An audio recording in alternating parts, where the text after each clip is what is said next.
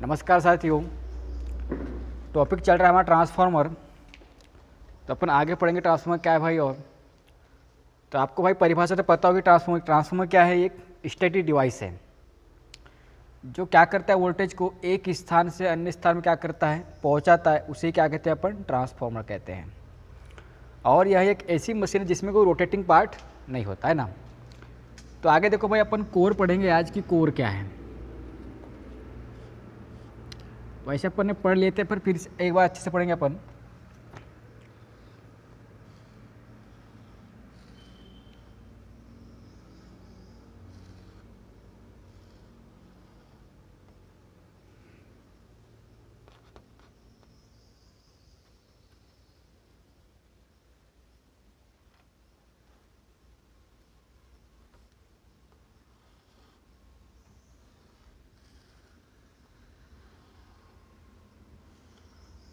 इसको बोलते हैं अपन क्या? कोर।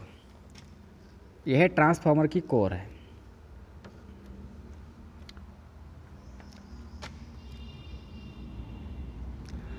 ट्रांसफार्मर की कोर भाई क्या की बनती है? भाई स्टील की बनती है। क्या की बनती है? स्टील की बनती है। लेकिन अपन कोर को कैसे बनाते हैं? अपन कोर को बनाते हैं अपन पतली पतली पत्तियों से। कैसे बनाते हैं? स्टील की पतली पतली पत्तियों से। तो उसको बोलते हैं अपन ट्रांसफार्मर की कोर। कैसे बनती है भाई? तो ये क्वेश्चन आता है जब ट्रांसफार्मर की कोर होती है क्या, जिसको बोलते हैं अपन CRGO। क्या बोलते हैं? CRGO। मतलब ट्रांसफार्मर की core cold rolled grain oriented. Transformer की core cold rolled grain oriented steel से बनाते हैं। समझ में आया क्या भाई? कैसे बनाते हैं? स्टील से बनाते हैं। अपन जो कोर होती है ये कैसी होती है? इसको अपन पतली पतली पत्तियों से बनाते हैं। कैसे बनाते हैं इस कोर को? पतली पतली पत्तियों से बनाते हैं। और ये बनती कैसे है? Transformer core cold rolled grain oriented steel से बनाते हैं। और क्या है? कोर को स्टील की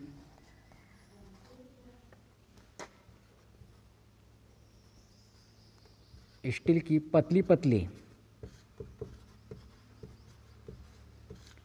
पतली पत्तियों से मिलकर बनाते हैं।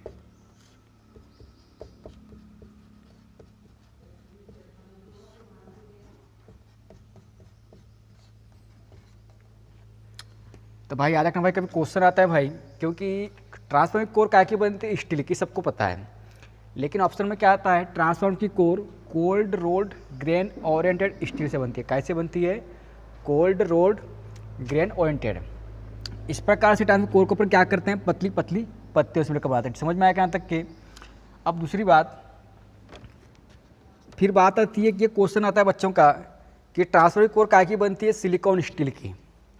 तो उसका उद्देश्य क्या है? स्टील में सिलिकॉन की मात्रा हम इसलिए मिलाते हैं जिससे अपन क्या कर सके, हिस्टैरिसीस लॉस को क्या कर सके, अपन कम कर सके। तो देखो, कोर में ट्रांसफार्मर की कोर में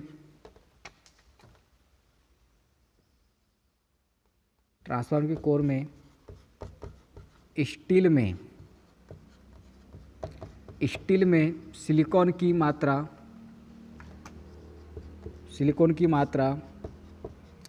हिस्टैरिसीस लॉस को कम करने के लिए मिलाते हैं। समझ में आ रहा है क्या भाई? कम करने के लिए मिलाते हैं। और मैंने बताया भी था आपको, जैसे अपने ट्रांसफार्मर कोर की बनती है, ट्रांसफार्मर कोर बनती है काय की? सिलिकॉन स्टील की। तो मैंने बताया था आपको कि उसमें 4% क्या होता है? सिलिकॉन, प्लस 96% क्या होता है अपने पास में? स्टील। समझ में आया क्या? अगर क्वेश्चन आया कि ट्रांसफार्मर कोर काय की बनती है?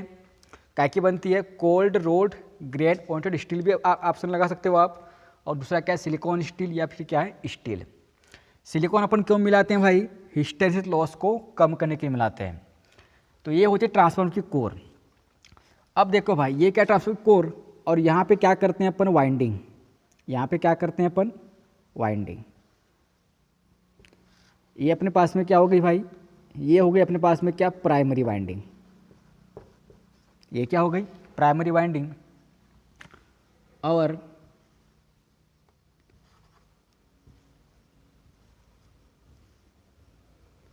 और ये अपने पास में क्या हो गई, सेकेंडरी वाइंडिंग। ये क्या हो गई, सेकेंडरी वाइंडिंग। इसको बोलते हैं अपन नंबर ऑफ टर्न्स N1। ये क्या अपने पास में N2। और यहाँ पे क्या होता है भाई, यहाँ पे एक फ्लक्स पैदा होता है। यहाँ पे क्या होता है, एक फ्लक्स पैदा होता है। अब देखो यहाँ पे अपन ने इस कोर पर क्या किया, अपन ने वाइंडिंग की है। तो याद रखना, ट्रांसफार्मर की वाइंडिंग जहाँ पे करते हैं अपन, उस स्थान को क्या कहते हैं अपन, लिंब कहते हैं। क्या कहते हैं उसे, लिंब कहते हैं। तो क्वेश्चन आता है, तो याद रखना ये क्या अपने पास में भाई, ये लिंब है। लिंब पर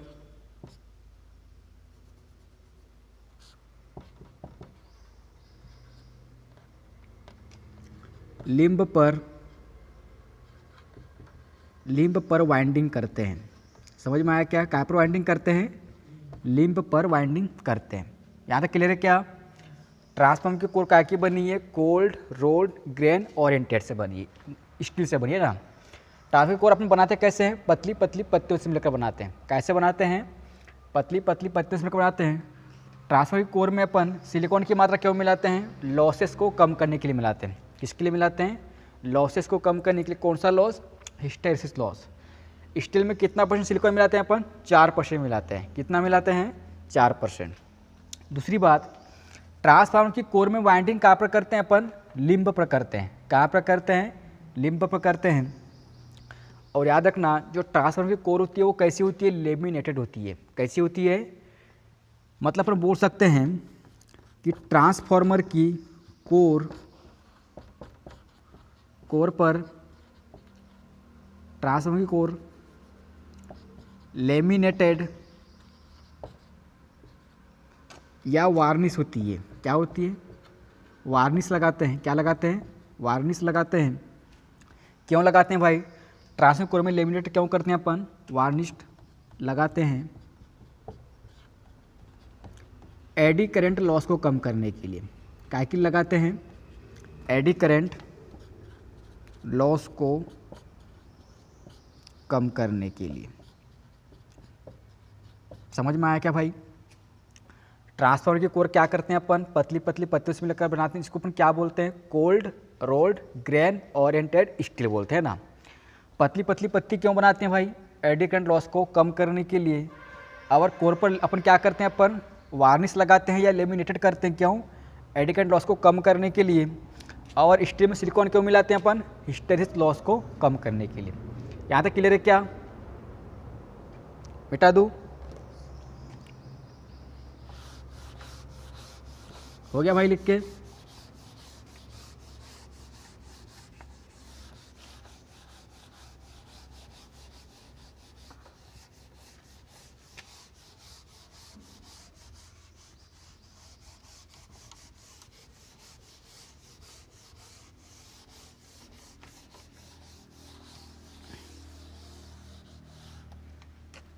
एक लाइन और है भाई, जो कोर होती है अपने पास में, core high permeability, high permeability material से बनाते हैं। समझ में आया क्या, मटेरियल से बनाते हैं, मतलब उच्च पारगम्यता। किससे बनाते हैं कोर, हाई परमिएबिलिटी मटेरियल से। अब देखो भाई ट्रांसफार्मर की वर्किंग, इसको भाई ध्यान से समझा रहे ना।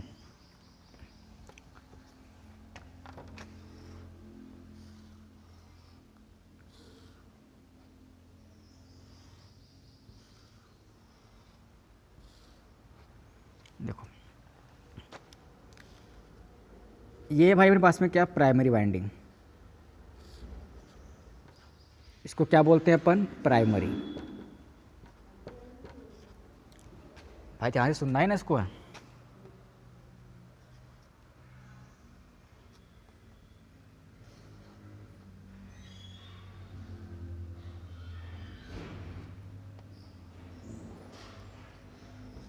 और ये अपने पास में क्या हो गई, सेकेंडरी।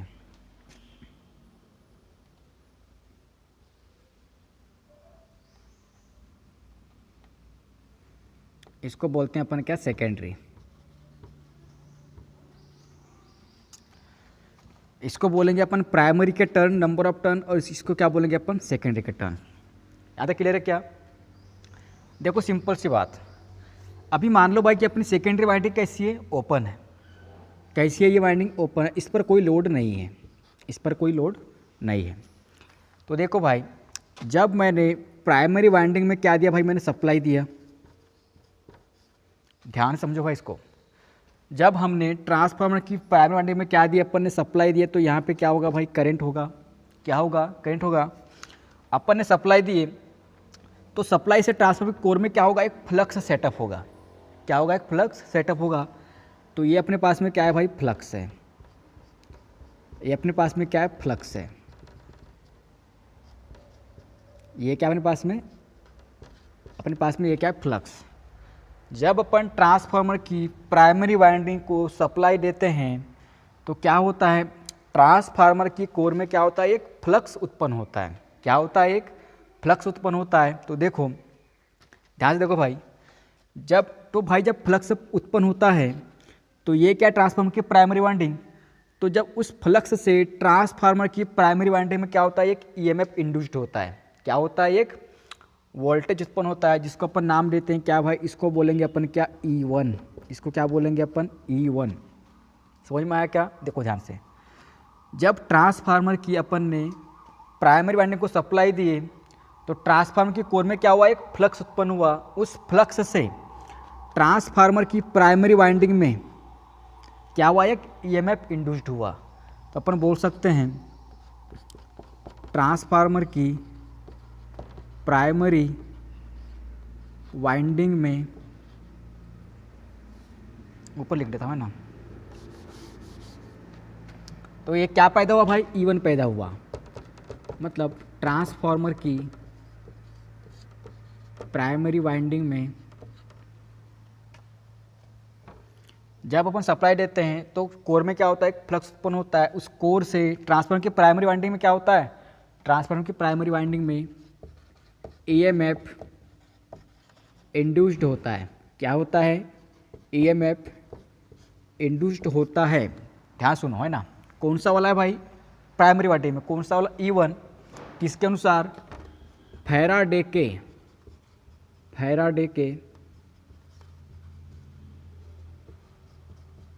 सेल्फ इंडक्टेंस के अनुसार।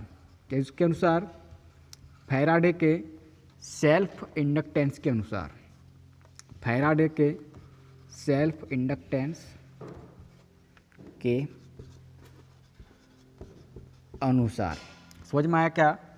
जब ट्रांसफार्मर की अपन प्राइमरी वाइंडिंग में क्या देते हैं, अपन सप्लाई देते हैं, तो ट्रांसफार्मर की प्राइमरी वाइंडिंग में क्या होता है, एक ईएमएफ मतलब एक विद्युत वाहक बल पैदा होता है।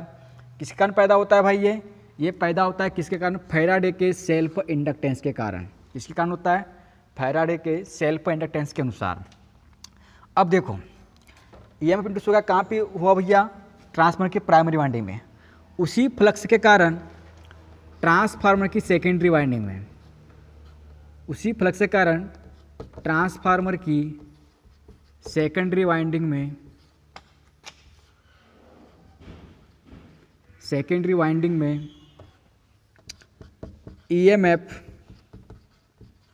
इंड्यूस्ड होता है फैराडे के म्यूचुअल इंडक्टेंस के अनुसार। समझ में आया क्या, म्यूचुअल इंडक्टेंस के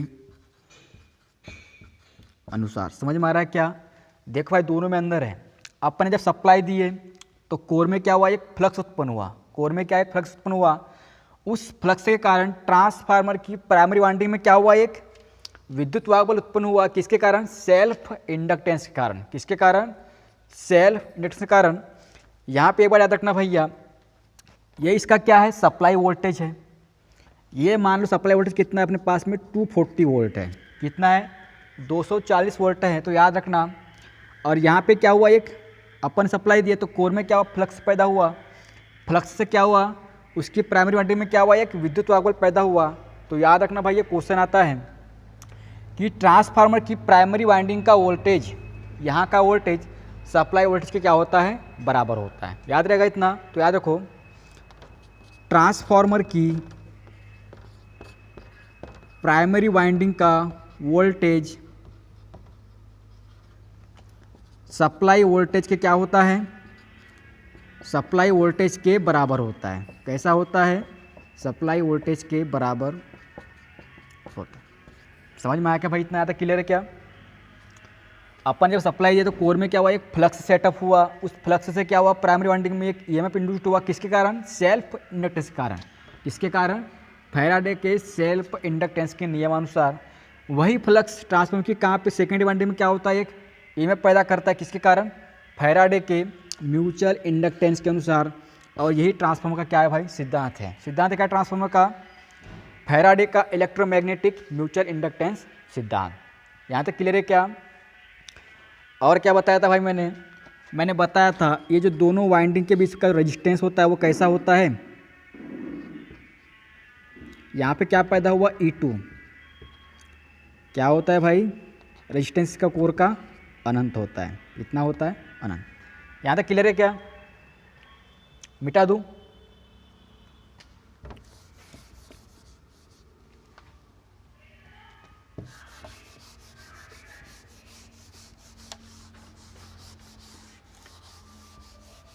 थ्योरी लिख लो भाई थोड़ी यार, है ना, तो बाद में और भूल जाओगे।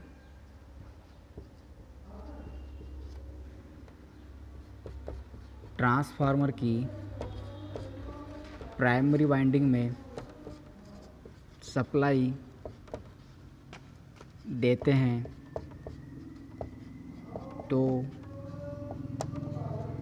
कोर में फ्लक्स उत्पन्न होता है।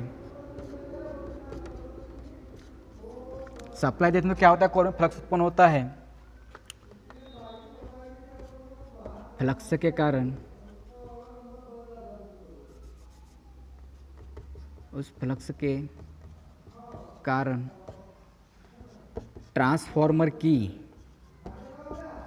प्राइमरी वाइंडिंग में एक ईएमएफ इंड्यूस्ड होता है। सेल्फ इंडक्टेंस के कारण, सेल्फ इंडक्टेंस के कारण, और वही सेम फ्लक्स, और वही सेम फ्लक्स के कारण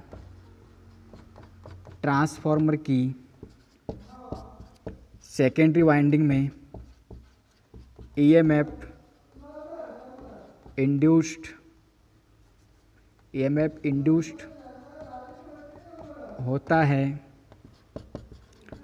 फैराडे के म्यूचुअल इंडक्टेंस के अनुसार।